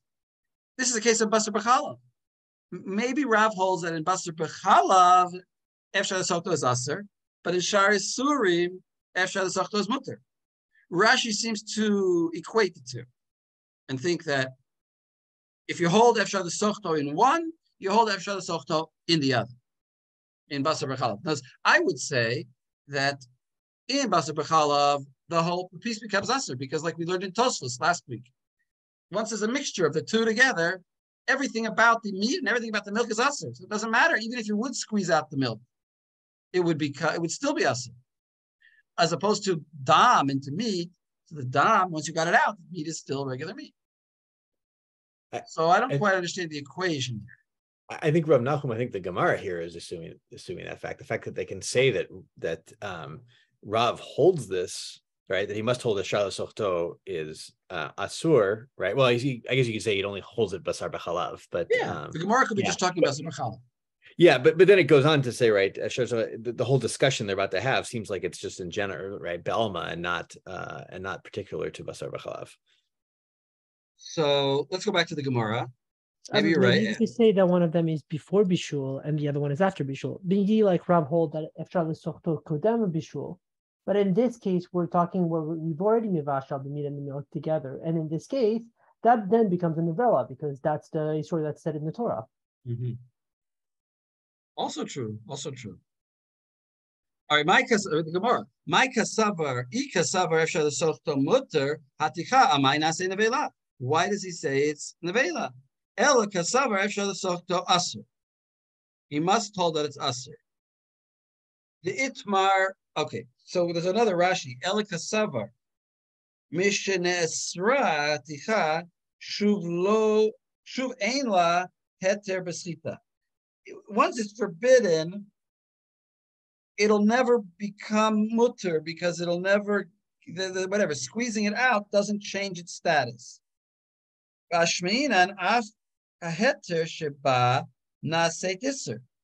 that teaches us that the heter in it became isser, like Rav said, and that's why it's minnow and it ushers its other neighbors. Liot kan shiur gadol le'esor achirim harbe. Okay, so it's clear that anyway, at least according to Rashi, maybe according to the Gemara, that the two dinim by Basar B'Chalav and by Shar Surim are the same. Efshar L'Sochto, either you hold it always or never. Efshar L'Sochto Mutter. So let's go back to the Gemara. Can I just? Yeah. I just have one very basic question. I just want to. The Rishon is the original Chaticha and the Achron is the Ktera in Rashi? No, the Achron could be the other Chatichot. The other Chatichot. Okay, yeah. Everything else. Okay. And I also have a question. Is just the end of Rashi? You didn't translate the end of Rashi. So does he assume that because it says Lihiot kan shiur gadol esor acherim harbe? So if it were not this case, where it would be shiur gadol, what would be his opinion? Like, what was his opinion? Yeah, in other words, Rashi's kind of adding I would say this, according to my simple understanding, it's sort of extraneous point. It's also true that once it's usher, now you need to mevatel the whole piece. In other words, it's not just it's like if blood would go into, Rashi is saying like this, if blood would go into a piece of meat, and the meat is usher now, and we hold Efshar L'Sochto as usher, then that means that the piece itself is all fully usher forever and ever, and therefore it's nase nevela, and it becomes like a new nevela. We need to mevatel the whole piece, and so therefore, even though we started out with an ounce of blood and the piece is a 10-ounce steak, we now have to mevatel 11 ounces or 10 ounces, whatever, the whole new size. But if we would say Efshar L'Sochto is mutter, then even if we don't remove the blood, really all that's usher in the meat is the blood. So when the meat falls into another pot, we only have to mevatel that 1 ounce. So therefore we need less heter to mevatel. Yeah, but he's explaining the Rav here. So he explains the Rav this way, that also for him it's conditioned on certain amount of a shear, like no, right, because here Rav is explaining, according to Rav Yehuda, that min b'mino is aser b'mashu, so it doesn't matter. Yeah, but I just wonder about the end of Rashi's Ela Kasavar, because it seems like all this is conditioned by like a substantial part of the Isur, right? I think he's just giving a nafkamina. I think he's just giving a nafkamina. Once we hold the din of Efshar L'Sochto is Asur, then we would have this nafkamina. But I don't see it as relevant to explaining Rav in particular here. Okay. Because it's min b'mino, and then it wouldn't matter what the ratios are. It's always us. Okay. Unless you're thinking about the rotev, as a different mean. Unless you're thinking of the rotev, and then you would need less against the rotav. But he's really talking about the case where Rav was talking, which was where it's a rotav ava, we said, which is all mino. So therefore, it's irrelevant how much you have. But he's just giving another nafkamina. Okay. So wait a second. Back to the Gemara.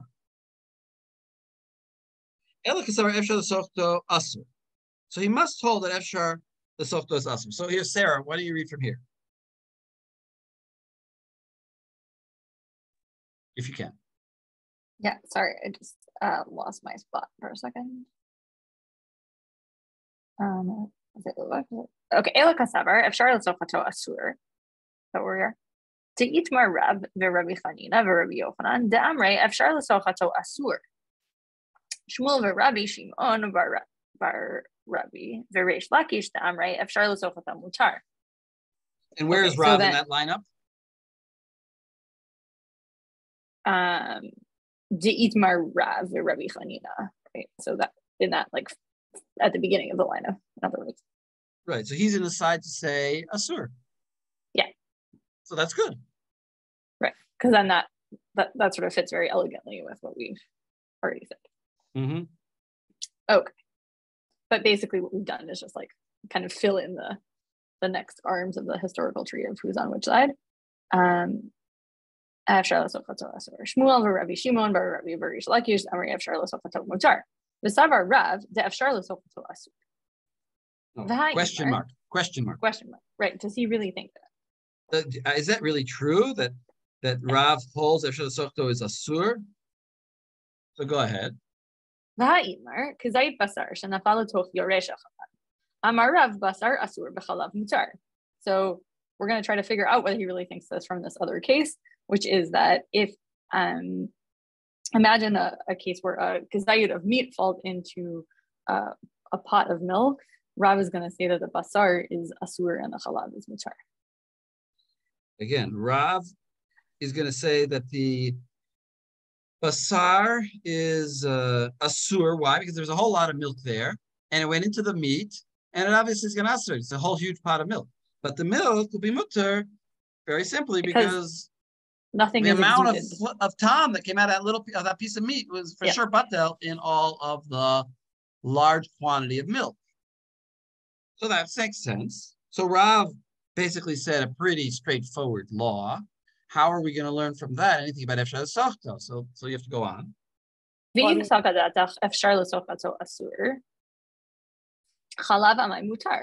if you think that Efshar L'Sofato is mutar, then you should think that the halav is also asur. Right. Halav amai mutar, halav nevelahu. Right. Because it should be a nevela. So because the basar v'chalav, like the meat is going to absorb milk. Well, look at Rashi. Read Rashi. Chalav is just a Rashi day.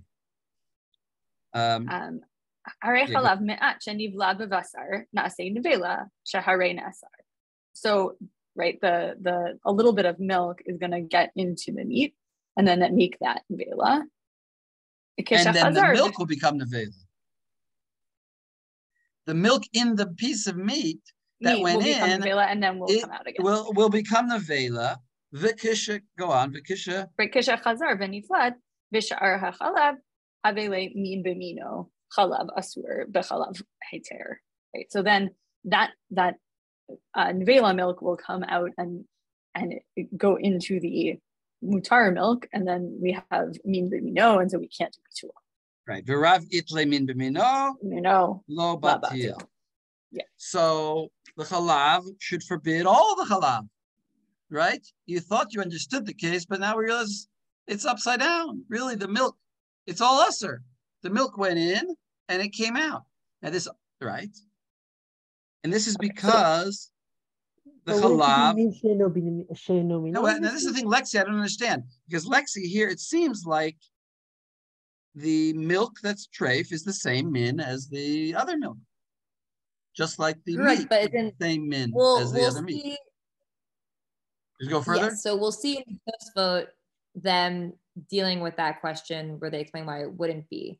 But initially, right now, we're saying that the halav would be, our hava amina is that it's the same mean as the rest of the milk and that it's become nevela. And so if it can't unbecome nevela, then it should usher everything else because it's mino.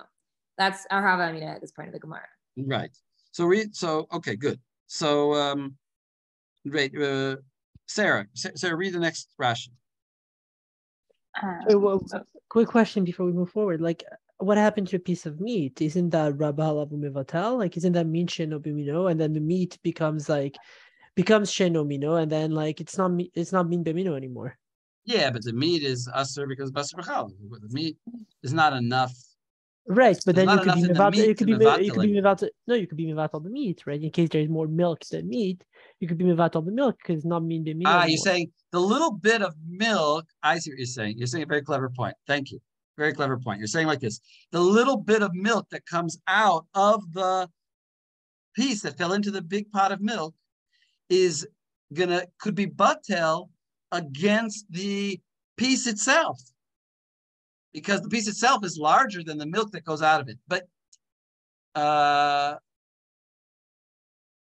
yeah, but that's a good question. But we don't know how much milk. That's a great question. Wait, I don't follow. What's the... What Ruben is saying is like this. It couldn't possibly be because the amount that we assume would be that's the answer. Is the same amount as the... Yeah, exactly. That's what I was going to say. But what Ruben is saying is that, like, well, wait a second. Let's ignore the milk in the pot. And there's the milk that comes out of the piece is Eino Mino versus the chatichat of kosher meat that fell into the milk. And so let's say that milk that comes out of the piece is batel in the piece itself. It's, and look at the milk as Misha Eino. So what Lexi rightly points out, we don't know how much milk comes out of that piece, and we have to assume it's equal in size to the piece, and therefore we can't say this bittul here.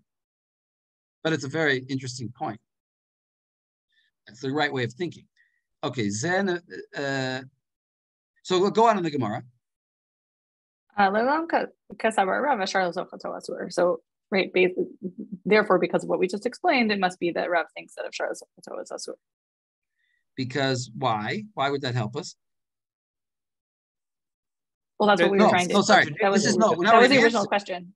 That was the original question. Vashani. So he says no. So wait. According to this, but so now we have to know why. In order for Rav, the point is like this. In order for Rav to matir it, he must say Efshar l'sokto is mutter, because he must say that the milk that comes out is really not hatichat isur, and therefore it's not going to ruin the rest of the milk, because Efshar l'sokto is mutter. It will be just regular milk that comes out, and then it's not going to usher the other milk, or it can be spread out in the milk.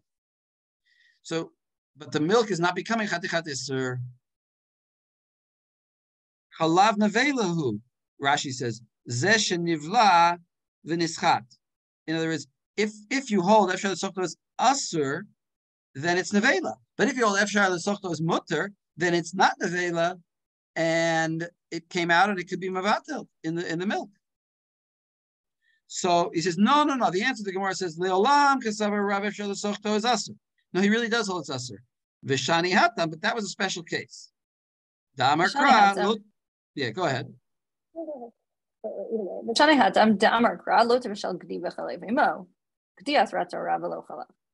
Okay, so he's like, actually, we can, in this specific case by basar v'chalav, there's like a very specific textual reason why we might think that the meat is asur and the chalav is mutar. Right. We're just going to read the pasuk that way. Exactly. The havamina is that chalav is actually mutar and only the meat is asur. And therefore, Efshar l'sokto is asur, but there's a special din by basar b'chalav that the milk is never becoming asur. Yeah, which is whether interesting. That's din. Like, yeah, it's like an interesting reading of this pasuk, but okay. Right. V'ha'itmar chaytzi zayit basar v'chaytzi zayit chalav shebishlan zayim zeh amar Rav lokel al achilato ve'enu lokel bishulo. So imagine a case where that you have half a zayit of milk and half a zayit of meat that are cooked together. Rav says you're lokeh for eating it, but not lokeh for cooking it. Yeah. So why are you? And the question is, why are you lokeh Question is, why are you loka for eating half a sheep? Right, if the milk is permitted. Yeah, if the milk is right, if the meat is, because all you've really done in that case, if the milk is permitted, is you've eaten half a shiur of a certain meat, which is usually a problem.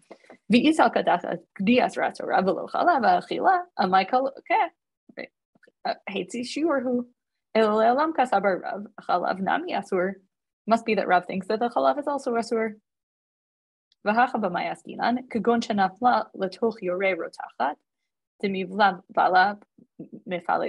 So we're going to say, actually, we must say that Rav thinks that the milk is also asur, and that then what we're really talking about is a case where the kazayit falls into a boiling pot of milk, and in that case, it absorbs, but it doesn't exude.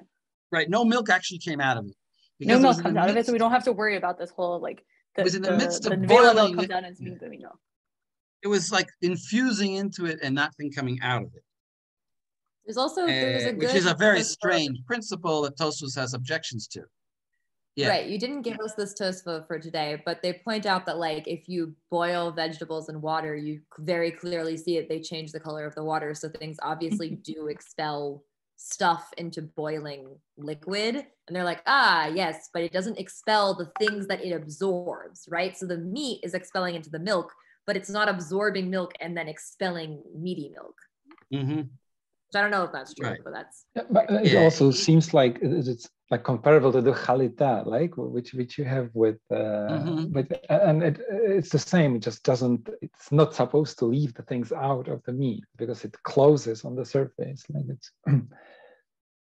That's interesting. You're saying maybe it's not that's an answer for Tosfos you're giving. Because a better answer. Just the case of the meat, not of other substances. You're saying it's a special case when you put meat into boiling milk, that the water milk or whatever or water or milk, that the meat seals up and doesn't release anything. Things go into it but don't come out of it. Which is a halacha that the Rambam paskins that about chalita for meat, that you need to, in addition to salting it, you need to put it into boiling water to seal it so the blood shouldn't come out. So maybe that's what it's saying here. And therefore the vegetables is, therefore maybe by vegetables it's a different thing. By vegetables, they don't have that process of sealing it. That could answer Tosfos' question. All right, but go on. Let's just finish this little piece here. So then, but there's a problem here, which is that eventually it's going to stop boiling, and that when it does, then it will start to exude the milk. So then we have our old problem. No, stop. Gufa, sorry. Forget the gufa. Yeah. Kishikidem v'silko. Like he quickly took it out. Right. Of the so milk. then we don't have to worry that it's going to get cold and whatever process is going to happen. So therefore, we're left with Efshar Sochtos Asur according to Rav. Now, Lexi, was there what did you want to say about which Tosfos and what in particular you wanted to say about the milk? Oh, that's in the Amai one, where it's also all like it's working within the Hava Mina of like the Gedi Asra Torah, the Lo Halav. But if you look in the Tosfot, how many lines down? Right, so we have like it's like if you go like 4 lines down in the narrow lines, we have Afal Gav the Gedi Asra Torah. V'lo halav mekom makom midrabanan halav atzmo ne'asar k'shari sorin d'maishna mishari sorin yesor kol halav shebiyoret. Right, even within the like hava amina that it's not asar d'oraita, it should be asar d'rabanan. It should still asar the rest of the halav. So why would Rav say that it's mutar if he also holds mino is like oser b'mashihu? Then it says elavada keivan shehalav haniflat min habasar. Lo na'asa nevela ela mitam basar ha'me'urav bo, ein lo din chalav tameh ela mitbatel b'chalav shebeyoret kamosh mitbatel tam basar ha'asor v'lo chashiv mimino. So read that slowly, or translate it. Right. So we say that like again. So I translated the Durabanan bit, and so Rather, it must be that since the milk that is expelled from the meat is only made nevela like by the flavor of meat that it absorbed, that is mixed into it, it doesn't have the same deen as just like tameh milk that would be mixed into other milk. Rather, this milk that has absorbed meaty flavor can be batel in the rest of the yoreh and the rest of the pot. Just like the flavor of basar can be batel in this pot. And it's not considered min b'mino. Like molecules. Right. In other words, because what's making this milk what's making the milk usher is the flavor of meat in it, and that flavor is not min b'mino with the milk. So this milk is really eino mino, and therefore it could be batel in the milk. Yeah, because what's making it is. But Alice, you want to say something? No, I just want to say that it's like the molecules of Isser, which can be identified like separately, like of exactly. Forbidden milk. It's like exactly, and we're really not interested. It's kind of like, although it sounds to me like efshar sochto mutter, because we're viewing it not that the milk is usher, but that the things in the milk are usher. Okay, I think this is actually a good place to stop. It's a very complicated sugya, but it's interesting. I think we got some good principles about. First of all, we're seeing efshar sochto aser and efshar sochto mutter. That's going to be a debate in the halacha and the question of whether efshar sochto aser applies to across the board or only in basar b'chalav is going to be discussed further in Yoreh Deah. Also, this whole, okay. Also, I think we straightened out what Rav was really saying, and that he was really on this Mishnah, and it's less shayach to the previous Mishnah. Although we should go back there one day and see what the Gemara was doing. There's this Rav statement appears twice, and it's interesting to see what is really where is the best place for it, or does it belong in both places? Anyway, you should talk to everybody.